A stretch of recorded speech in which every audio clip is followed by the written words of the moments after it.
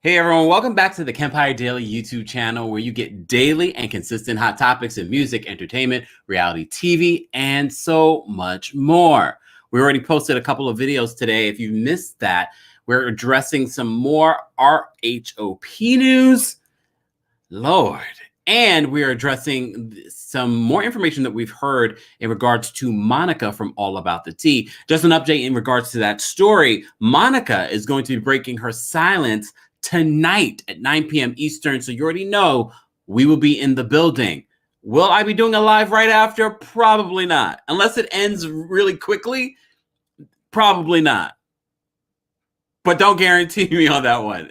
Because if it does end early and there's a lot to say and there's a lot that you want to say and break down, we might have to go live.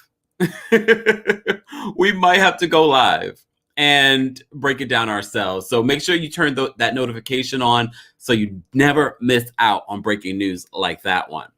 Shout out to TikTok. TikTok, head on over to the Kempire Daily YouTube channel. We're also live on Facebook. The Kempire on Facebook, Kempire Daily on Facebook, Kempire Radio Network on Facebook, and we're live on Twitter, The Kempire, and we're live on Twitch. Just a reminder, a new episode of my podcast comes out every Friday. This past Friday, we had this episode. It was called The Face of a Cheating Wife. No shade to Fallon, but it was interesting wording that her husband, yes, still her husband, used in a recent post. So if you missed my podcast, be sure to check that out. That is Kempire Radio on all podcast platforms. Be sure to check that out. The links are available in the description of this video. Can everyone hear me pretty clearly? I've added a new fan in here, and I want to make sure that you're not hearing, a lot of breeze. All right, we already have almost 50 people in the chat. Be sure to like this video if you haven't liked it already. And if you're not subscribed, you might want to subscribe. Growing channel. Shout out to already my mods that are already in the building. I appreciate everyone being here. Let's jump into this latest episode of The Real Housewives of New York. If you've been following me, you probably saw that I dropped by up in Adam's channel earlier today to recap RHONY. But of course, I've watched it multiple times since then, while I'm working on other things, as you can see. RHONY this week, look, although very uncomfortable for a lot of people to watch, it was a necessary conversation. As always, we have to remember, this was filmed in 2020. It was not a normal year for anyone. We were dealing with a pandemic, but we also saw a man die on camera. We also saw several people get attacked and brutalized or die on camera. It was not an easy year, especially for people of color, specifically Black people. So we can't sit here and expect EBONI not to be and not feel the responsibility. I'm sure she felt a level of responsibility to discuss these topics on the show. And look, Real Housewives of New York have been long overdue to discuss these topics of race, of discrimination. We've had these women that don't necessarily represent the true New York. I don't care what anyone says. Yes, there are women like these women in New York, but New York City is far more diverse. Yes, upstate New York, maybe not, but New York City, definitely. And I'm sure that EBONI felt the weight of the world on her shoulders being on this show. And look, we can't downplay that. We can't make it seem as if EBONI knew what she was getting into. Maybe in regards to these ladies, but I'm sure being around these ladies is a whole other experience. But with that being said, we can't deny that the fans that are used to one particular type of woman on this show were not so welcoming to EBONI. Not everyone, not anyone here, but there are those fans. With that being said, let me take a sip. I will be dropping the link in a second so you guys can call in and share your thoughts. I just wanted to share my thoughts on the episode. As I said to you before, I've watched the episode a couple of times. Last week's episode I watched, the ending was, triggering is not the word. More, it was uncomfortable because despite how we feel about these women over the years, whatever it may be, we've grown an affection. The fact that we're still watching this show, despite the things that Luann has said and done, despite the things that Ramona has said and done. Why was Ramona like the innocent one in this episode? Even though she had her little microaggressions that she was saying. I saw you, Ramona. But we have to remember that there's a lot that we've overlooked over the years in regards to these women. But I do think it was necessary for these conversations to happen.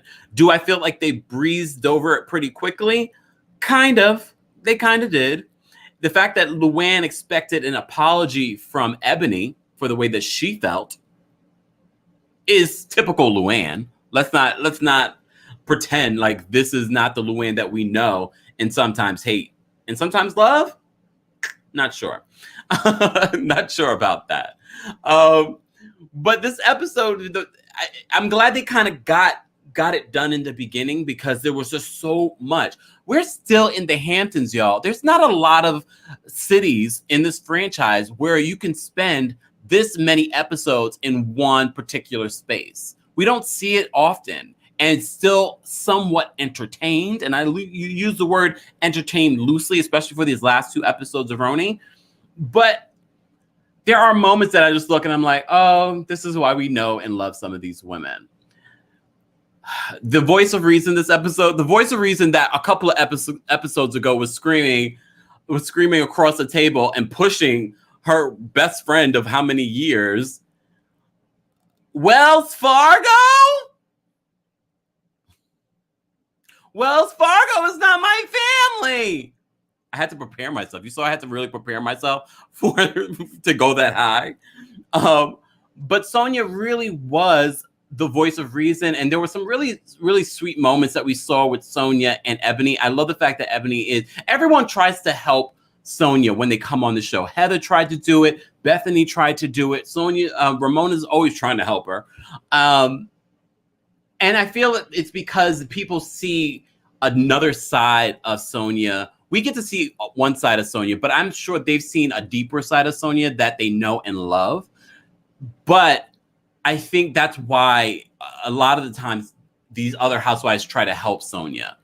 But she was definitely the voice of reason. She was reminding everyone, we need to listen. This is our time to listen to people of color, Black people, when they are speaking about the microaggressions. When I was on Up and Adam this morning, I told the story of my experience in high school, growing up, going to an all-boys Catholic high school that was mostly white.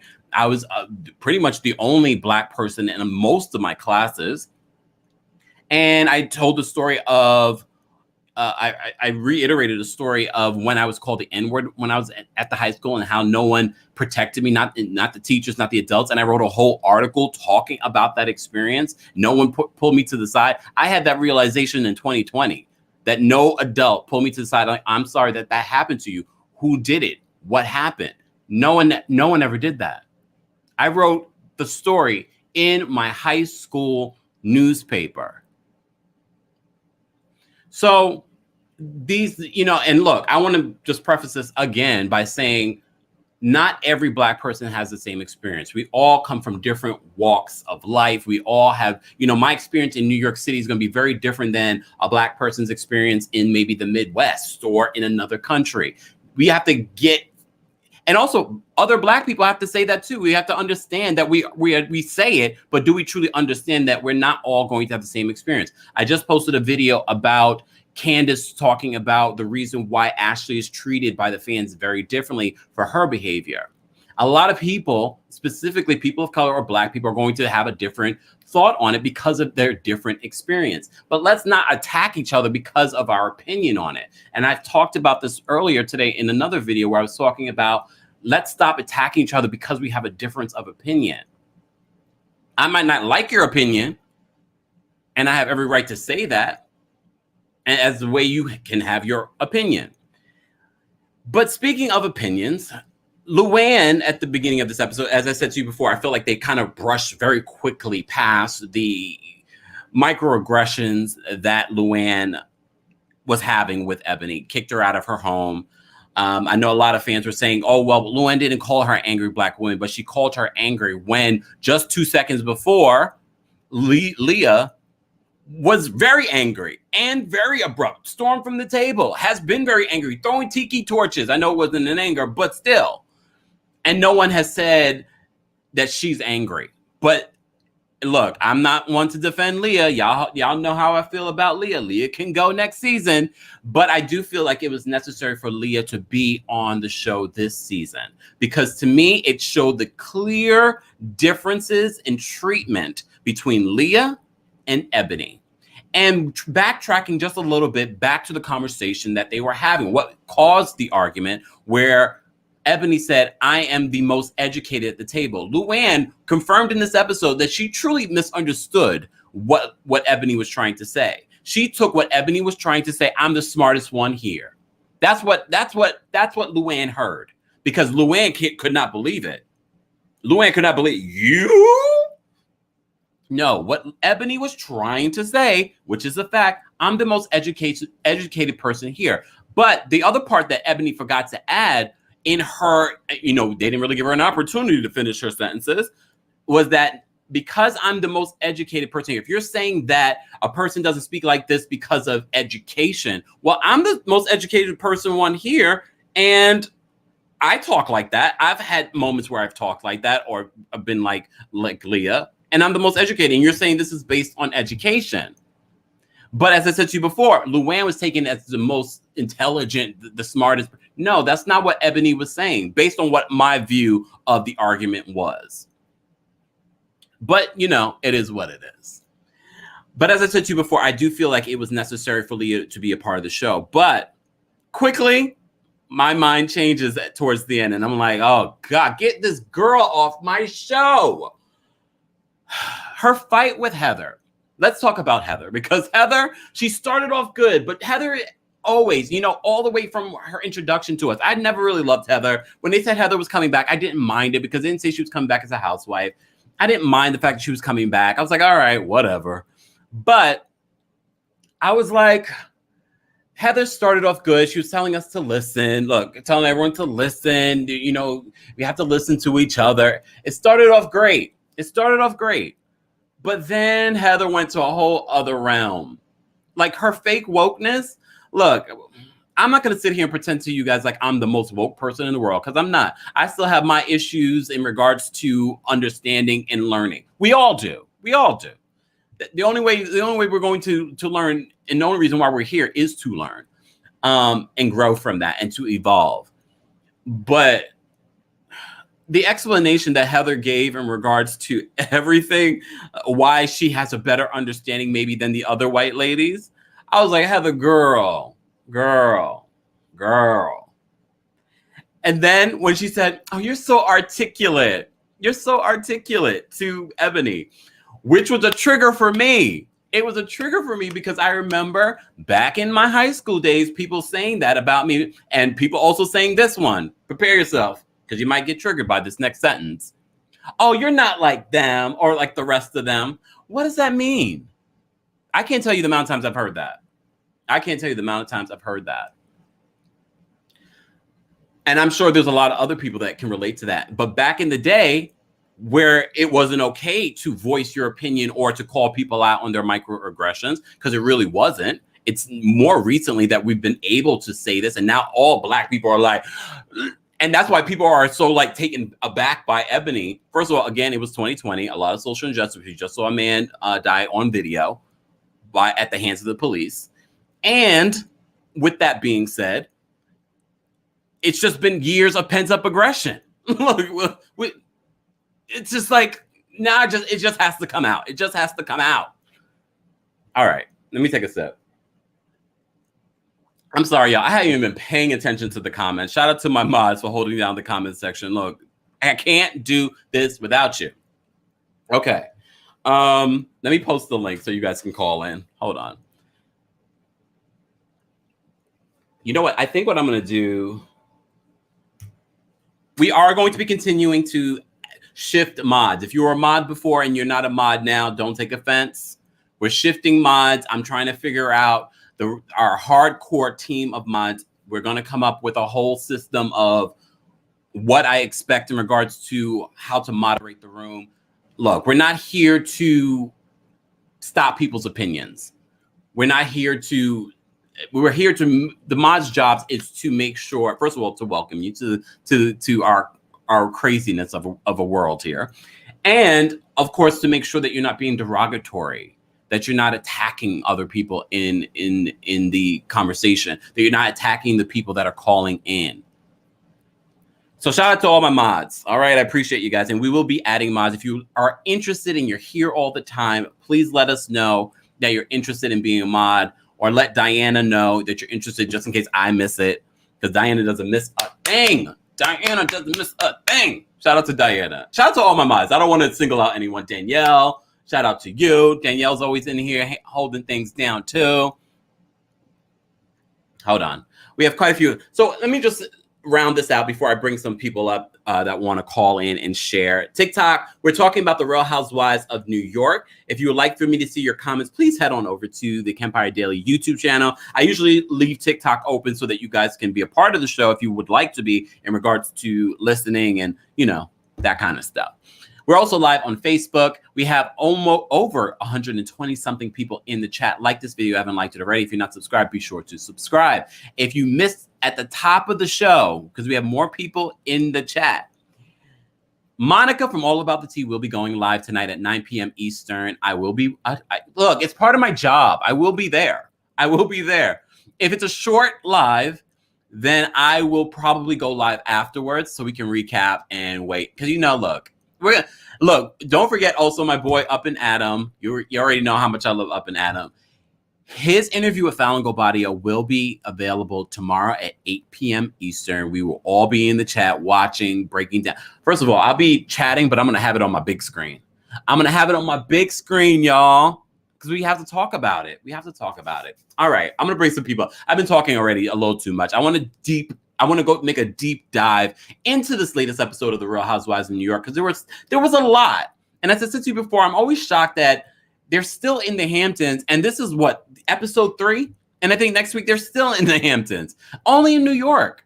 Only in New York. Okay. All right. I just want to say to everyone in the chat, just do me a favor. No all caps. I don't want to have my mind start deleting people that are writing all caps. It's no offense to you. It just makes the conversation. I know you want to stand out, but no all caps. Please. Please. Thank you. All right. Let me take some calls. Shauna, I'm going to bring you up if you're ready. All right. Hi, Shauna. How are you? Hey, how's it going? I'm fantastic. How are you? I'm great. This is so fun. I'm so glad to get to talk to you. I just discovered your show about a week ago, and I'm like, oh, my God, now I'm addicted. How easily. Oh, I love that. What were your thoughts on this latest episode? Well, the thing I noticed the most, which was, I hope someone else could. It wasn't just something I could made up in my mind, but the fact that, and I even commented about the different types of privilege that were shown through each woman. Like I think Leah, she's like late 30s, early 40s. Is she around that age? No, man. Yes, I don't know. I think she's like late 30s, or somewhere in her 30s. I don't think she's in her 40s yet. So it was like the growth of privilege, or different angles of privilege through decades. Like she was acting like a brat, and granted, everybody grows up different, but all of those women are privileged. And the fact that she could come in on to that table and call everybody hoes, and everybody like, oh, it's just Leah, and that be acceptable. And then you got Sonia, who I love how Ebony was like, you are worthy, because, you know, she didn't hear that very much, but even she got it. It's like everybody was acting themselves, but not themselves. And I thought it was pretty amazing how you could see the different levels of privilege. Leah's privilege, Sonia's privilege. So is Luann and Ramona and Heather, but they were all exerting their privilege differently. And I just thought that was interesting, and showed like the levels of growth. Sonia got it. No, she understood it, because that's how it's supposed to go. It's like you initially act like Leah, you know, I'm a 30-year-old rich girl, rich white woman usually. And then as presented through the show. And then you get to like Heather's age, and, you know, she's probably mid-40s. She's starting to get it, but she's still got her, you know, she's got still some learning. And then you got Sonia, who she's like, oh, I got it all. And she really did. And she kind of shocked all of us. And also shows you how Luann and Ramona, they're staying encapsulated. They're not even trying to learn. Whereas Heather and Sonia are at least trying to dip their foot in that water of let me understand a little bit better. You know, What did you that's think all. of when That's all I wanted to Heather? say. What did you think of when Heather said to Ebony as she exited the room, "You're so articulate"? I was like, damn, and I can't remember who said it, but sometimes you just need to just end. And then when she talked about how she was with Puffy, I was like, oh, don't do that. I mean, we've all been I think most Black people have experienced it. Just like I can't tell you how many times I've been told you talk white, which is so insulting to Black people. And then how well you speak. I'm like, well, what am I supposed to sound like? It's just it was insulting. It's like she should have just left it there. That's what Heather still got a lot to learn. But I think Sonia is closer to understanding than all those ladies. I would have loved it if Heather just ended it with "Holla." Oh, Shauna, you froze on me. You froze on me for a second, Shauna. Oh, I appreciate. am I back? There we go. Have I returned? There we are. Thank you so much for calling in. I appreciate you. Thank you so much. It's lovely to meet you. I love you. Oh. Thank you. All right, London girl, I'm going to bring you up. Hi. Hey, can you hear me? Yes. Can you hear me? I can hear you perfectly. So nice to be here. Thank you for hosting. And I put a comment on last week's show because you just held such a beautiful space when, you know, some of the conversations we're having at the moment are uncomfortable. And we have to get used to being uncomfortable. So I just really appreciated, I watch you a lot, and I just appreciated how you just held such a beautiful space for us all last week. So here to talk about the show, Real Housewives of New York. Now, Sonia, sexy Sonia Rita with a J, she is my rose this episode because, you know, who knew that somebody being uplifted and being probably a little bit more sober than we're used to could really drop such amazing pearls of wisdom and listening and really kind of in those moments showing us what a great ally and an ally who takes action should be. So Heather was kind of trying that, but she kind of fluffed it. I appreciated her intention, but it was just like, oh my God, it looks like you're at an interview and you can't stop talking. Stop, abort, back out. Because, you know, there are so many other ways to just say, hey, that was really great. What you did down there, Ebony, I know it must have been uncomfortable for you, but I really appreciated what you said. It must have been hard. You had 5 women all talking at you and you were the only Black person in the room. She could have just, you know, articulated herself a little bit better and not come. So, but with Sonia, I was just like, girl, all these retreats you've been going on, you've been doing the work, haven't you? She's been reading up. So, and then just to your point about Luann, she absolutely, with her, it's class and entitlement and privilege. But also, I was reflecting on this and I thought, her ex-husband, the Count, at some point, he ended up with a Black woman. It was reported that she was an Ethiopian princess. There are pictures and stuff, right? Yes, I forgot about that. Yeah.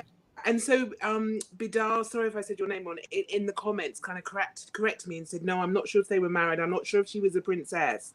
But the long and short, she was a Black woman. So I imagine someone who's gone through a divorce, lost, you know, and is seeing this picture, that has an internal bearing on Luann. So as much as she cannot understand, somewhere in her is this unconscious bias. And it's also linked to that whole thing of husband, you know what I mean? So that's what I was reflecting on today with Luann, because their connection that they had around the fireplace was so, you know, was so lovely. They could connect on certain levels. And then because she misheard Ebony and thought, oh my God, you can't possibly be more educated than me. What are you talking about? Then she lost it. But Wow. for me, out of all the franchises that are trying to bring on in diversity, there are two things that are happening that Bravo is clearly not doing. So we've known for years with Bravo that they haven't addressed LGBTQI discrimination. They haven't, how many to say, how many people with any kind of disability are we seeing on screen? All these things, and they haven't addressed it for years. Now suddenly, because of the George Floyd movement, everybody's doing the black square. But what it shows is, how are you not educating your employees? Do you know what? How have you not, as Bravo, educated your employees that you're paying for? So one thing I've seen in some of the comments is people are sick and tired of talking about race. Really? Well, I've been black for X amount of years. And often when you see me, if you're from a certain bias, you only see me. You only see the color. And you see it and it triggers a negative response that you might not even be conscious of. So to say that I don't want to see these on the shows, talking about race, I don't agree with that. I think these are really valuable, and particularly Ebony, these are really valuable conversations that she's opening up for us to have. And in particular, like her self-care video of last week, I think she's sending a message to black women in particular, as in boundarying and looking after their self-care. Look what she did. She was burnt out on Fire Night and she went to bed because of the emotions from her grandma. No. She was then burnt out from having a day of conflict and education, exhausting, we all know. And she was like, I'm going to get comfort food. Don't worry about me. I'm not staying for dinner. You know what I mean? And the point she brought up about Leah, and she brought it up really well, just about, we just watched Leah shout at you all, blah, blah, blah, and nobody said anything about anger. Nobody said anything about anger. So there's a lot of education that I see needs to happen with these women. Heather was a bit embarrassing. I think I've said that. And so the other thing, it's worth saying. It's worth saying again. And then the other thing that I felt, for me as a black woman, what was so important was Ebony just really explaining the stereotype of an angry black woman, which, if we, and I am in corporate and especially white dominant spaces, I have to code switch. So for Ebony to be able to express that so beautifully and clearly was something amazing for me, because it's like she centered around, let me be allowed to feel and express an emotion. So for me personally, because I want to go, I want to send a link to the show to people in my workplace and say, look, this is, I'm going to list all these things that are happening in this episode as pertains to race, and you come back to me and see how many microaggressions you pick up, see how many gaslighting you pick up. So for me, I'm loving it. It's uncomfortable, but I believe we only move forward through difficult, uncomfortable conversations, and I think that's what Ebony is essentially trying to do. Yeah, I think she's a perfect person, because you look, there are a lot of people that could have went on that show, but I feel like she's handling it very well. Yeah, exactly. So I'm interested because there's another black woman coming later, isn't there? Yeah, that reminds me, Brashawn. How long do we have to wait for Brashawn to come? Listen, I'm not sure, but it's just interesting. It will be interesting how the groups then handle it. And just one final thing on Leah. And I'm so glad Ebony was just like, look, my grandmother's dying too. Hello, but are you seeing her display the same things? I mean, Leah, for me, she's serving as a kind of she's serving as the vessel in a way for Ebony to really clearly point out the difference in behaviors and the difference in responses. But Ebony, for me, is team try hard. And I think she's got Arrested Development, because the way that she's responding to things reminds me of a teenager. Not all things, but the way she has tantrums and the way, it's very... Leah, right? I'm not going to pick up those hula hoops. You pick them up for me. It's just like, oh God, you're a child, really. So yeah, that's me. London girl, I appreciate all of your thoughts. I love listening to you, first of all. Thank you so much. And thank you for reminding me about the Luann situation. I completely forgot about the woman that the Count was with. Yeah. So if we think about the things that when we are triggered, it's often we might feel bad energy from someone. It might be something that we can't quite rationally pick up, but we know that there's people that we just don't gel with. And sometimes it's because they remind us of something bad that's happened in the past. So Luann is linking that emotion and of how she felt when she saw these pictures of the count, her ex-husband, who she adored, when she saw those pictures with him and a black woman. And if she doesn't process them, they're going to come up. So now Ebony reminds her on a deep level of that feeling that she had.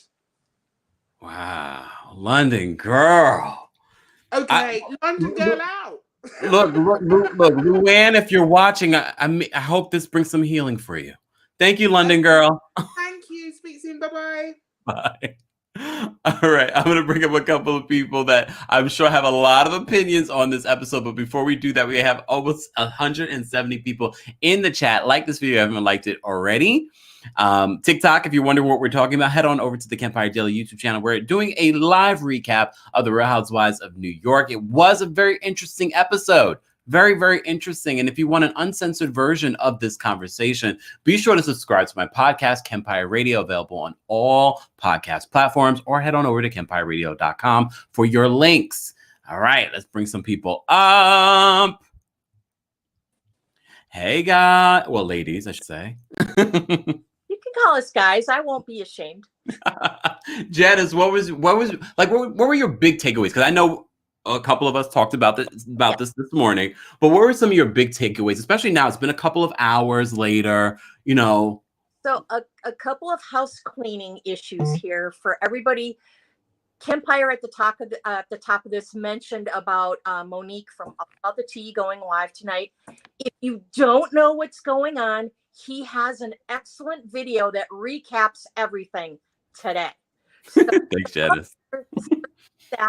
Make sure that you watch Up and At 'em tomorrow, because we're all going to be talking about that. It'll probably take over our whole weekend. Okay. Yes. Earl made an excellent point. And since we kind of all talked this morning, I'm going back. I think with Luann, it goes further back than the new relationship that the Count has going on with this Ethiopian woman. I think it really taps into when Luann was going to school when she was a kid. Remember, she does have Indian blood in her. So I'm wondering if this is a touchstone for her and just drags up all those memories, all of those feelings that she never resolved, because obviously she never resolved them, right? And let's kind of put it on. Luann didn't come from big money, so I don't know why she has all these heirs. You know, it's just like her family wasn't exactly happy with how she married the Count. The Count's family was kind of like, you date this woman for like a week and you marry her. They didn't know what was going on, right? So Luann has her own kind of basket, and I hate to say it, she carries around her chains kind of like Jacob Marley does. So her links aren't as long as Jacob Marley, but you know, Heather, a lot of people probably, if you didn't see a live that some of us were on this morning, Heather, for me, while she was speaking nicely, it was kind of like, I started thinking about it again this afternoon. It was kind of like the little things that you would see on the Bazooka bubblegum wrap, or things like that. Out things and using these keywords to get the response that she wanted. And thinking about her last comment to Ebony about how well spoken she is. I come from that same type of background, it's called You Learn How to Talk Properly, Learn How to Enunciate S's and T's. And it just gives your whole kind of vocal vocabulary and the way that you speak a different tone and a ring to it. And I've had that same comment made to me too. And I just kind of go to them, oh, thank you very much, and kind of get myself away from them, because there's going to be a comment that comes after that. And it's usually the comment of, oh, who made you so high and mighty? And that's not what I'm about, obviously.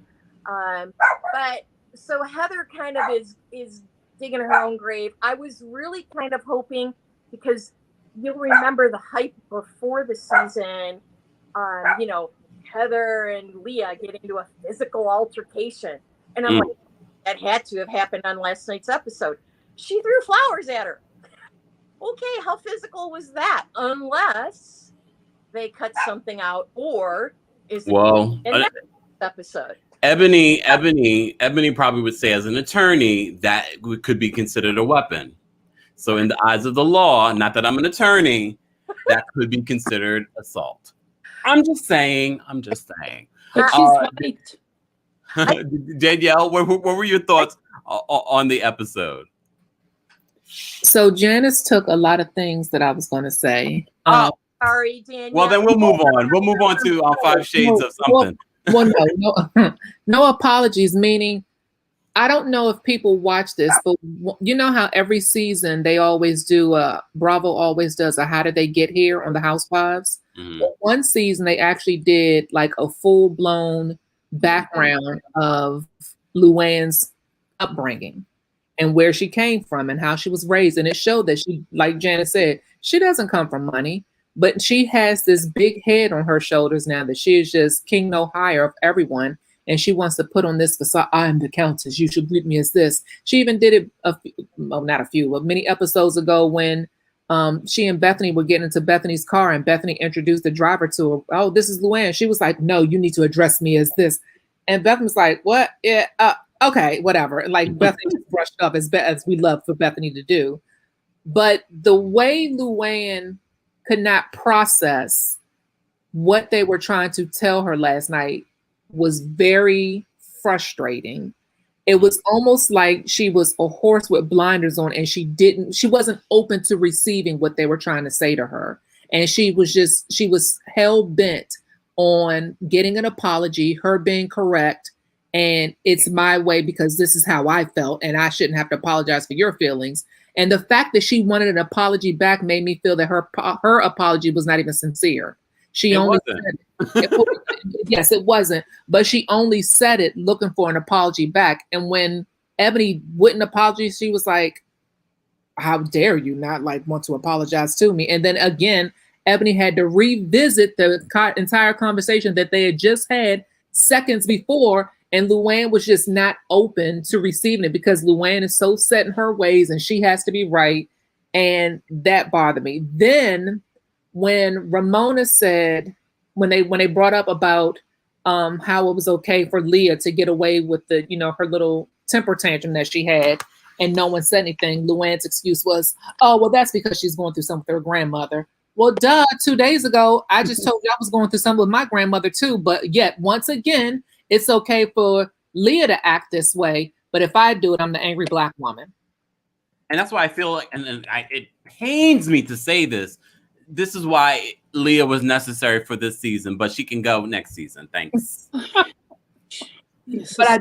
I've said this since the first episode. I wasn't here for the diversity, but now that Ebony's here and we're having the conversations and the fact that it's being brought to their attention, I'm appreciating the. I think you need. I don't want to correct you, but I think you should add that you weren't here for the forced diversity.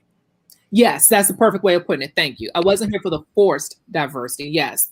And as far as Heather, I feel like Heather has a business. She's a businesswoman. She's had to take some diversity classes at her business. She's probably had to give diversity classes at work or sit through them. Not her give them herself, but bring someone in to teach her. Not walking in saying, holla. No.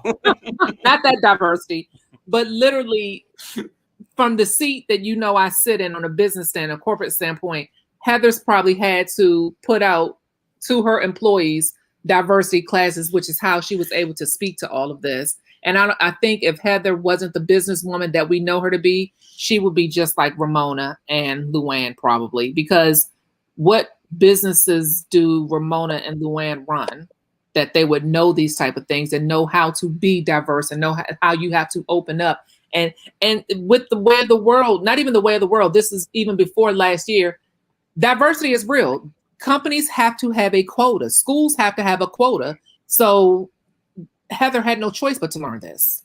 Yeah. Just in regards to Luann, honestly, I think Luann has that thing where she came from nothing, and the fact that she got a little something, she kind of wants to rewrite history for herself. But they all came from nothing. If you look at Ramona, Ramona tells you she came from an abusive. But everyone reacts so differently to that. Look, I've come from nothing, but everyone reacts so differently to that. And I think this. Not that I'm defending Luann, but I'm just saying I think this is why Luann always like, oh, Countess. The minute she married the Count, I think she had like a switch. Oh, I am the best. I came from the best. I made it. I made it. And that's why she loves it when she's like, once a countess, always a countess. No, girl, you're no longer a countess. Title is gone, sweetie. Once you fell in that bush in Miami because you were in a drunken stupor, your title was gone. That wasn't Miami, right? When she fell in a bush in Puerto Rico. Mexico. A couple of times. So it's always funny. I just like that scene. Miriam, 50 Shades of White Privilege. Explain your title, please. Oh my God. You're always changing it. I can't keep up. The thing is, like, we were blinded by how much white privilege was coming off the screen. It was painful to watch. And for these women to say, we need to learn, hello, weren't you in the country when we had the murder of George Floyd? Didn't you have time to do that? The real Karen of their show is Leah, let's face it. And she's getting away because of her whiteness. Because of her whiteness, she's allowed to be to throw tantrums. Because of her whiteness, she's allowed to be violent. To be honest with you, I was scared for Heather. And Heather is a strong woman. I really was scared. That can be intimidating. And then I think what was triggering Leah the most was that Heather kept her composure. And that really, really pissed her off. To Luann, I tell her, money can't buy you class. Money can't buy you. Like, how classless, how rude, how entitled, how ignorant, how insensitive. Like, how many words can I describe her situation? She had a smirk in her face when she was saying angry. And she's smart enough not to say you're an angry Black woman. She's a smart. EBONI, we all see. Wait, can we do before you continue your thought? And I hate to interrupt you because you're on a roll. But when her reaction to when EBONI came back from Luann's house and she was like, she called me an angry Black woman, and then we saw Leah. I'm about to call her Karen. Leah's reaction. Like, oh no, she did not. I was just looking at her like, I don't believe anything that comes out of Leah's mouth. Wasn't like Leah was happy that she did that? Like, oh no, it was a weird reaction to me.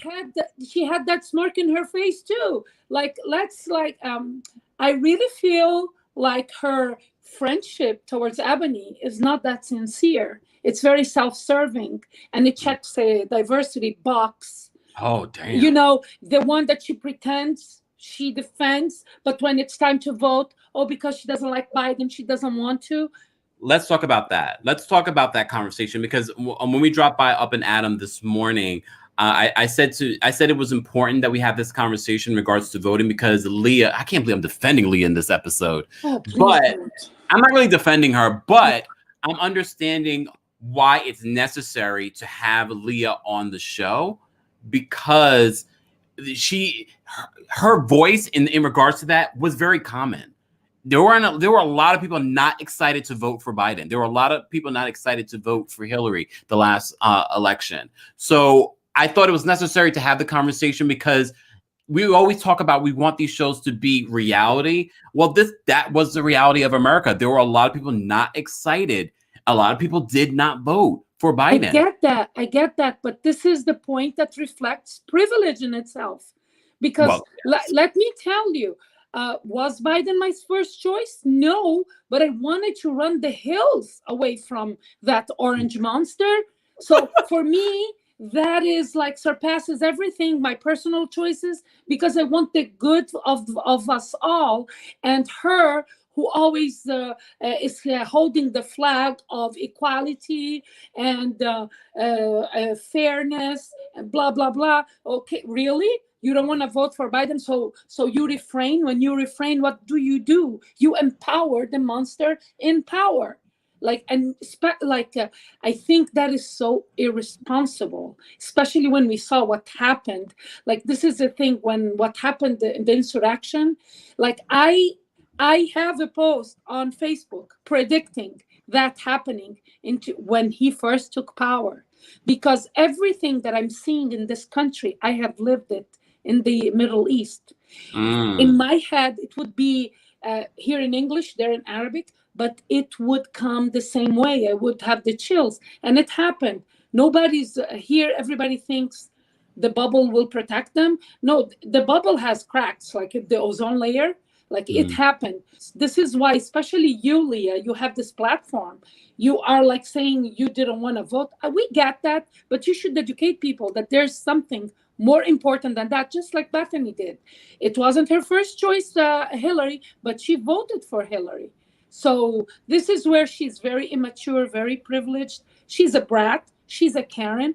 And please get off Kempire's show. Get off Kempire's show. Lonnie, I see you're here. Lonnie, what were your thoughts on this episode? Oh my gosh, like, where do you even start? It was literally so much with this episode. I do feel like the friendship between Leah and Ebony, one, you have to look at the cast. The cast is women of late 50s and 60s. Leah's like my age.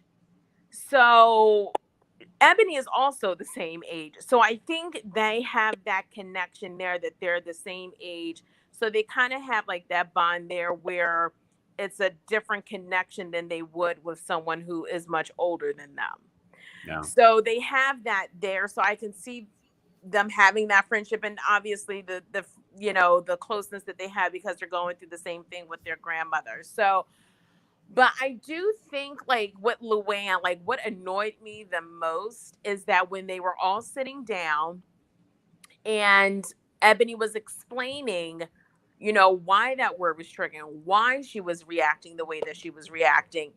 And then Luann wanting her apology, and Ebony was like, well, what are you wanting an apology for? Luann couldn't even give a specific reason why. Like, she had to think, like, why she, felt like she wanted an apology. Like, if you felt like... Wait, Lonnie, so you're saying Luann might not be the most intelligent one? Yeah, it was just like, if someone made me also upset, I would have like this. This is what you said that was triggering for me, why I was upset, and why I feel like I also deserve an apology. She couldn't even think of a real reason. Like, her eyes were floating up, if you look, in the ceiling. She was trying to think of a reason why she should want an apology. It was her ego that wanted an apology. Let's be real.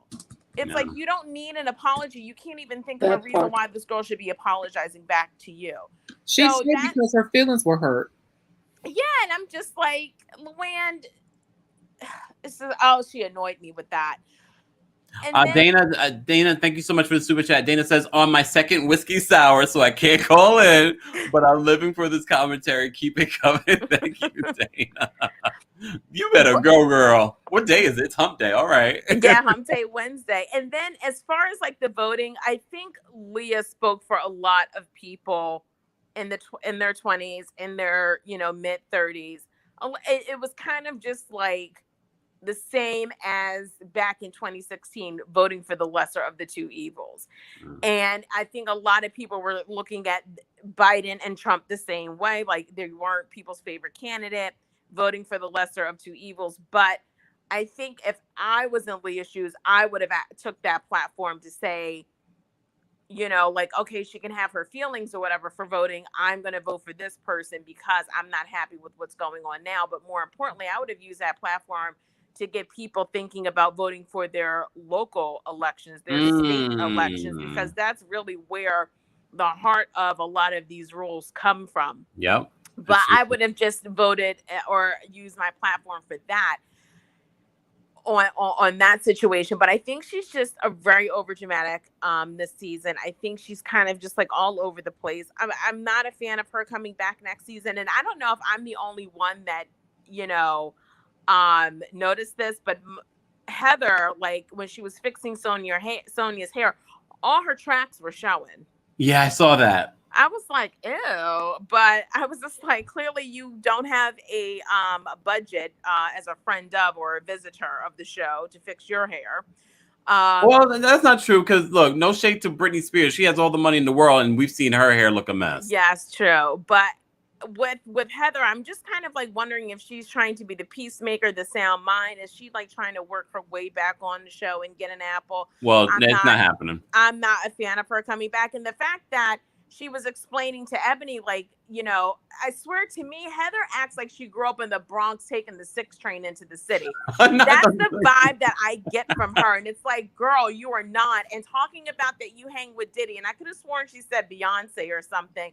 But she hanging did. out with them and being with them does not mean you're woke. So if you want to feel woke, maybe you should go to the Bronx or go somewhere like that and immerse yourself into the culture and speak on a little bit more. But as Ebony stated, like hanging out with Puffy and all these other celebrities does not mean you're woke and you understand, you know, what it is to be Black in America. Like Danielle says, she probably has to have some knowledge of it because she does run a company and she has to make sure that there is diversity and also make sure that there's inclusion in that company as well. So, but I'm not a fan of her at all. All right, ladies, stay on the line. I haven't taken quite a few callers backstage, so stay on the line. I'll be right back. All right. We have over 200, almost 250 people in the chat. Like this video if you haven't liked already. If you're not subscribed, why not? You're getting daily and consistent hot topics here on the channel. We're doing a quick Real Housewives of New York recap. And when I say quick, we're already going on an hour. So I want to take a couple of phone callers and then round this out. Ilaria, I think it's pronounced. Ilaria? Ilaria? Are you there? All right. Lisa, I'm going to bring you up. Hi, darling. How you doing? I'm well. How are you? Doing just fine. I'm going to tell you something. Now, I've been listening, and I did watch the episode. And like I said in the comment, I just wish they didn't have to talk about race. I wish everybody can see Crystal, Ebony, and Garcia for themselves and how beautiful they are. And it's just like it gets to me like like somebody tell me I was Cornique. What she called the girl? You white Cornique or something? I would say, oh, okay then, daughter. Thank you for that. Thank you for that comment. You know what I'm saying? But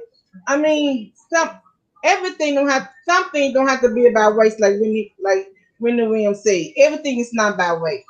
Mm-hmm. And some people, all these people, they got the white privilege, but some like one comment here said Luann, she thinks she everything because she was a countess. Okay, now and I'm gonna tell you straight out, if I had a diamond tear out in my head, somebody talking about countess, I would think I was shit too. Okay, you know what? No cussing. my fault. I think I was the hot stuff with the teddy chip too. Okay. And you would have announced me. Like when they talking about that lady down after she divorced Prince Charles, they did call her Down Princess Down, okay?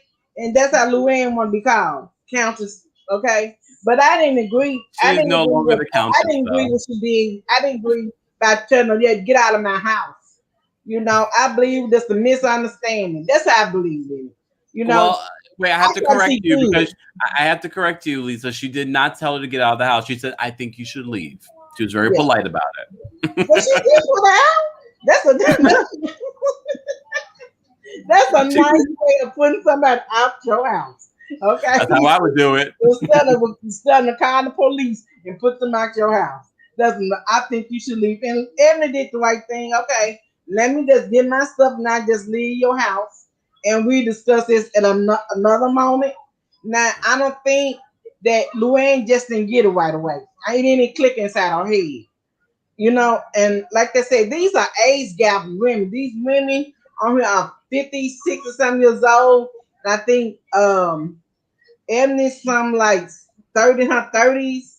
And the other girl, I believe she's in her 31 something. So you talking about age gap. You talking about two different eras of living in this country. So you talking about two different it's an age gap right there. And some of them, they, hey, that's like when you make it like that, you won't think you are everything, but you're not. You know what I'm saying? Like I used to put on airs. My mom told me, stop putting on airs, hon. You ain't coming nowhere. My mom used to say that. Lisa, I always appreciate your commentary. I'm going to take a couple more calls. Thank you for I calling love in. you, darling. Thank you. All right. Larry, I'm going to bring you up. Hi. Hi. Actually, you said it correctly, perfectly correctly, my name. Oh, yay. First of all, thank you so much for this opportunity of having this platform and allowing us to hear everyone's opinion. I really appreciate it. Oh, thank you. I just have a couple of opinions. The first one is about LEAH. I was really bothered with the reaction when Ebony came back home. She reacted like they were 12 years old. And Ebony just told her, I met my boyfriend at the skate park. I was quite shocked with the reaction. She was treating it like it was a joke. But instead, it was quite serious for Ebony. And then toward the end, when they were talking about the election, and Ebony was just trying to tell her why it was maybe bothering for LEAH to have to vote for Biden, but why was important from Ebony's point of view. And LEAH just freaked out. She completely glazed over what Ebony was trying to tell her. And it was quite important. She was serious in that moment based on her face. And she went and freaked out on Heather, completely ignoring the point that Ebony was trying to make from her point of view. She made it about herself. LEAH made it about herself. Correct. And the conversation with Ebony seemed quite more relevant than freaking out on Heather because she was, oh my God, talking about her. So it didn't really make sense to me. And something else that really bothered me since last week, and that came up again, was Luann about the education. Because I think that her level of entitlement is rooted not in the kind of money her family had, but in the fact that she considered her her conservative education, her Catholic education as higher quality. And therefore, she strips the meaning of formal education from the importance it has for people like me, because I only have my education to build my career. That's what I'm basing my future on. So if you strip it of his meaning, it's quite offensive as well. Yeah. And that's all I had to say. I hope it makes sense. It does. And, that's it. Thank you so much. And I'm glad you're reminding me about that part with the conversation that LEAH and Ebony had. Yeah. And thank you to your mods. They are all lovely. Thank you so much, Larry. I appreciate you calling in. Bye. Bye. All right, Rasani, I'm going to bring you up. Hi, can you hear me? Yes. Oh, first of all, I'd like to say Kempire, met you from Uncle Adam, and I just love you.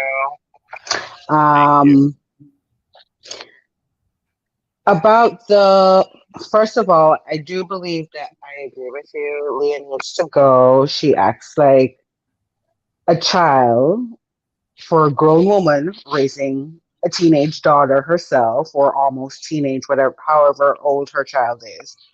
I kind of feel like she feels a little bit threatened by Heather.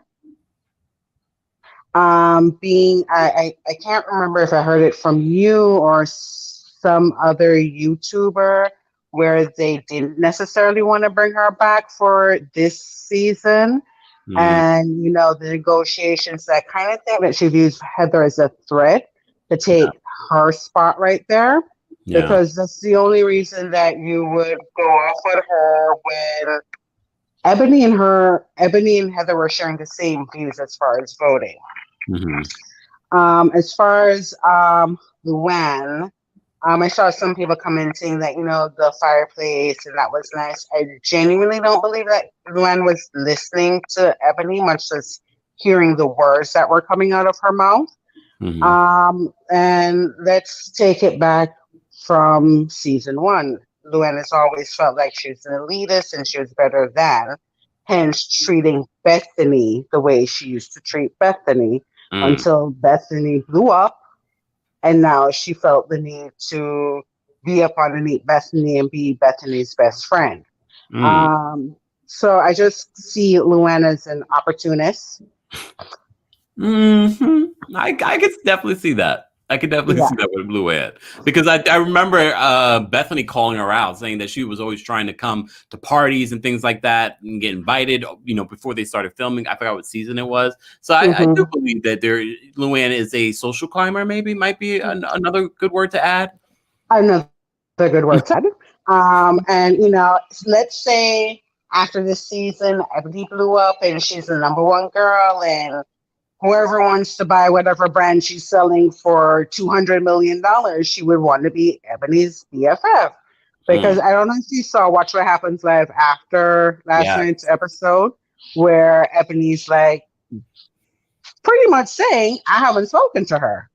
It reminds us of what Heather said about her in the podcast that Heather did on in regards to talking about Luann. She said pretty much after they stopped filming, it was like radio silence for Luann. Yeah.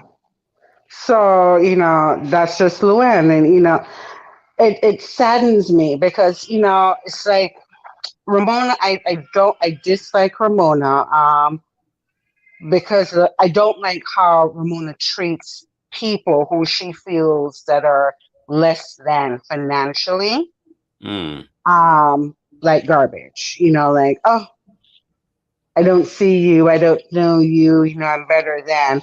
I can expect that kind of behavior, not to say that they do, because I don't know, I've never met, like the Paris Hiltons of the world.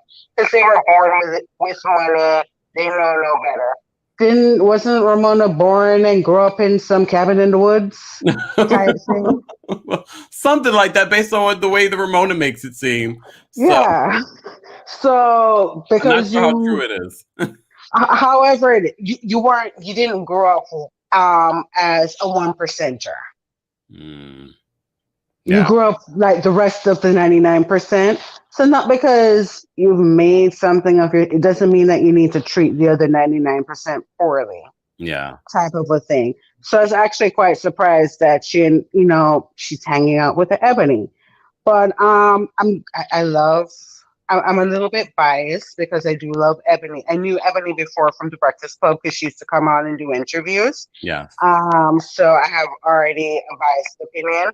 I love her on the show. I love the way how she's bringing a new outlook, and hopefully people can sit back and listen and hear what she's saying. Yeah. It's like, I came across like a few commenters, not necessarily on your channel, but others, where they're like, they didn't understand microaggression with you articulated that so well.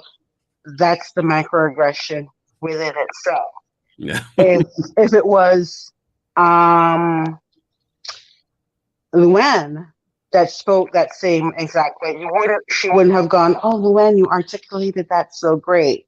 You're saying that, oh, I didn't expect you as a Black woman to speak so articulate.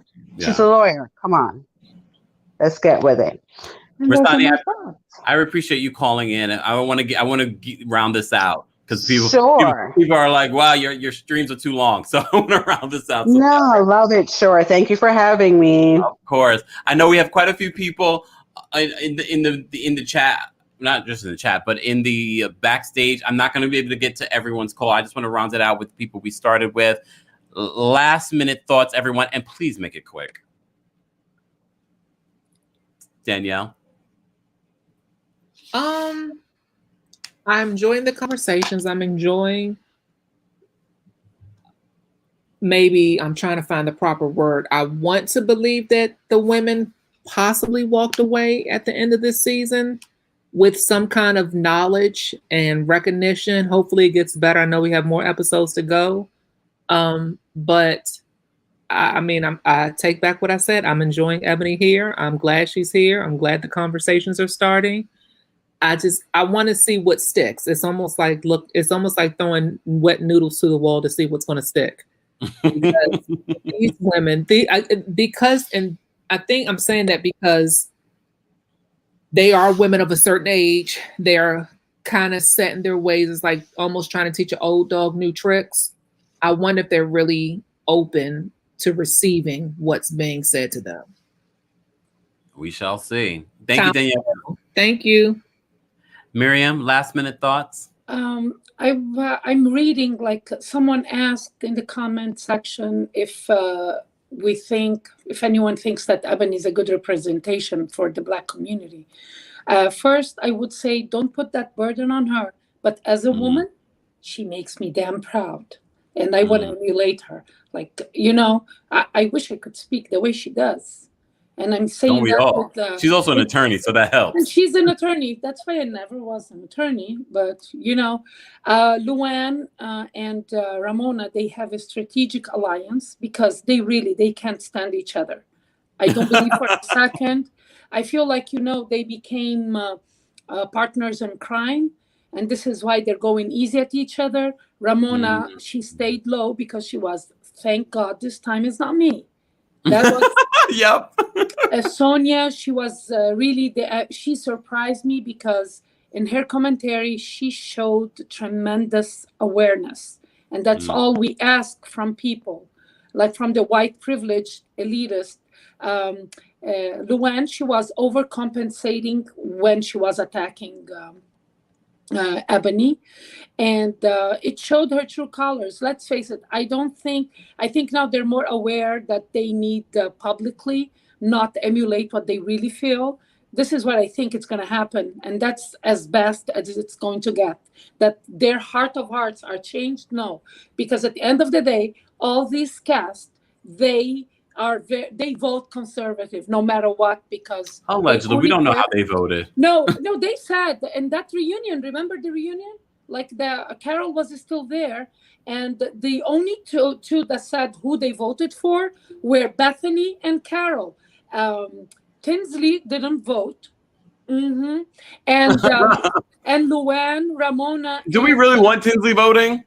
And Luann, Ramona. That's a joke, y'all. Calm down. And Sonia, they said, "Oh, I don't want to say." So it was obvious at the end. Andy said, "Well, it's obvious. You guys don't want to say because we know who you voted for." So it's obvious what their mindset is, where they're going, and they will pretend to have grown, but we will always see the privilege and the insensitive, like the ignorance in emotional and social intelligence always surface. We know them for way too long. And money can't buy you class, Luann. Money can't buy you class. Oh, Lord. Miriam, thank you so much for calling in. Lonnie, last minute thoughts? So a lot of people throw conservative out a lot. There actually are even conservative Democrats and stuff too. Conservatives that didn't vote for Trump. Exactly. Like my family is stone cold Republicans and they did not vote for Trump. I did not vote for Trump. So conservative and Republicans, or conservatives and Democrats, or whatever, there are two different lanes because you can be either. But it was funny because I knew why Ramona didn't want to go to that election party. So just to just real quick, because I think everything was already kind of set. But what I want to say in regards to the cast, and you're in New York, these Ramona, Luann, these women have been in this, and it's a very specific type of bubble that they've come from on the Upper East Side. And it's a very unique bubble, and that is what they have had casted on this show for how many years now. And as the world has changed, as New York has changed since this show first came on, I really think that Bravo is the one that needs to be woke, because they are not a representation of New York, because they really are just more a representation of old school Upper East Side. That is what they are a representation of. So as crazy as Leah is, and as much of I'm not of a fan of hers, I'm glad Ebony is on this show. They kind of bring at least something that's new of New York City. And I wish that they incorporate more of New York City. Like, I really think that they do need to get rid of that old school mentality, and which is why they're not as educated on race and what's really going on, because they do live in that bubble of Upper East Side, you know, elitism. And things like that. So I think that Bravo is the one that really needs to kind of be a little bit more, even more woke, to kind of really change that up into bringing this show kind of into the new century. Definitely. Lonnie, thank you so much for calling in and sharing your thoughts. We appreciate you. Thank you. Guys, here are my last minute thoughts on RHONY. As I said to you before, I can't believe we're still in the Hamptons, and only could RHONY be still somewhat interesting, even with the whole conversation on race, which I'm happy that they're having. I know a lot of people are uncomfortable, but you might want to wonder, kind of do some self-searching on why you're uncomfortable. But I am enjoying my girl, Ebony. Leah, I've been up and down, but I'm glad Leah's there right now, because Leah is showing the perfect example of the privilege that you guys are not affording our girl, Ebony.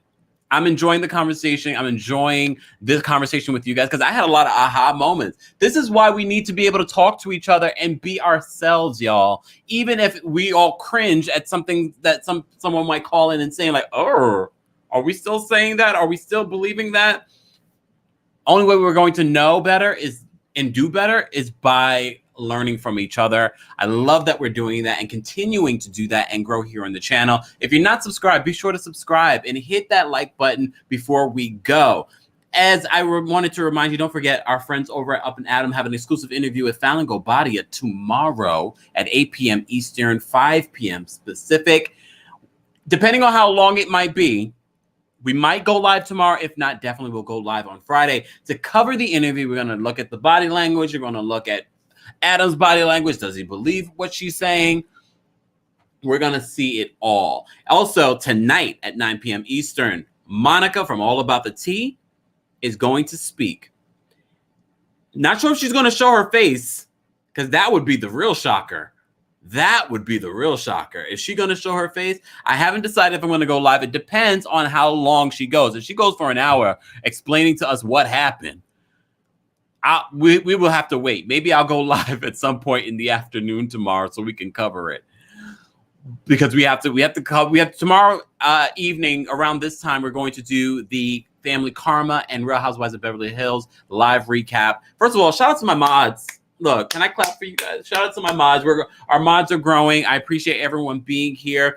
We will be rolling out some new chat room. I hate to say rules, but like I said to you before, I want to create a space where you guys are able to come, be yourselves, have fun, have conversations, and be respectful of each other as we continue to grow. The road to 100,000 subscribers begins now. I'm just putting it out there because y'all know I believe in manifestation. And I did speak to Femtaro. We might do a little, we're definitely going to do a live tarot reading again. Not this Sunday, but the following Sunday. But we're going to break down and dig deep into the whole All About the Tea drama. She's going to pull some cards. She's going to pull some cards. You guys have been asking for it. And I love that you embrace our girl Femtaro here on the channel. Today, we have a new collaboration on her page. We do the Walk of Femme, where we pull tarot cards. Well, she pulls the tarot cards and I read them for Phil. She reads the tarot cards, I read them for Phil. We did Brangelina. It was so much fun. And in between, we talk about signs, what signs should date, what signs should not date.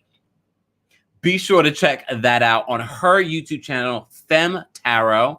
Mods, if we can post a link in the chat so people can go and subscribe to Femtaro. She's almost at 1,000 subscribers. Love seeing my fellows YouTubers, entrepreneurs continue to grow. And we're going to do a lot. We're going to do a lot. Current wants to know, are you going to do a reaction to Up and Adam's interview tomorrow? Well, it depends on when the interview ends. As I said to you before, Up and Adam's interview, exclusive interview with Fallon Gobadia will be tomorrow at 8 p.m. Eastern. If it's, I think he said it's like a little bit less than an hour. So maybe. It depends on how I feel. Because remember, I'm going live earlier in the day recapping Family Karma and look, y'all can't I have multiple jobs. So it depends. It depends. I'm going to have to take a nap or something. But I will be in the chat on Up and Adams on the channel, and I'm gonna be giving you guys my reaction in the chat there. So be sure to join me there. As I said to you before, we will be recapping Family Karma and the Real Housewives of Beverly Hills tomorrow, probably around 5 p.m. Eastern. And if you're not subscribed, subscribe to the channel. You're getting daily and consistent hot topics here on the channel. Again, thank you to everyone for the super chats, for the conversation, for people calling in. And shout out to my mods for holding it down in the chat room. I appreciate everyone being here. Have a wonderful evening, and I will see you hopefully. Well, I will be over at All About the Tea tonight because I need to see if she's going to show a reveal. Are we going to see Monica for the very first time? Are we going to stop talking to the avatar? If she comes on that channel and gives us the avatar, I'm going to be very upset. I'm not lying. I'm going to be very upset. If we get this is what we get, I'm going to be very upset. Anyways, guys, don't forget to like this video if you haven't liked it already. I will be in that chat. Well, I think it's all members only, so I won't be able to chat. But I'll be watching. I'll be watching. She's gonna tell her side of the story. So we shall see, and maybe we'll go live. Look, I'll queue up something just in case. Thank you guys so much for tuning in. Like this video if you haven't liked it before. If you're watching this video after the live, be sure to let me know your thoughts in the comment section, and let's continue this conversation on RHONY. See you guys very soon.